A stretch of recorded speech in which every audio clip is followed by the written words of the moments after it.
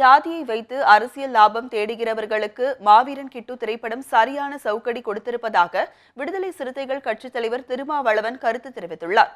சென்னையில் செய்தியாளர்களை சந்தித்த திருமாவளவன், ஜாதி நமது வாழ்வில் எத்தகைய தாக்கத்தை ஏற்படுத்தியுள்ளது என்பதை மாவீரன் கிட்டு திரைப்படம் காட்டியுள்ளதாகவும், எளியவர்களை அதிகாரம் ஒடுக்குவதற்கு இத்திரைப்படம் சாட்சி என்றும் தெரிவித்தார். ஒடுக்கப்பட்டவர்கள் ஒன்று சேரக்கூடிய திராணியற்றவர்களாக இருக்கிறார்கள், அந்த வலிமையை பெற்றவர்களாக இல்லை என்பதும் இதில் முக்கியமான ஒரு செய்தி.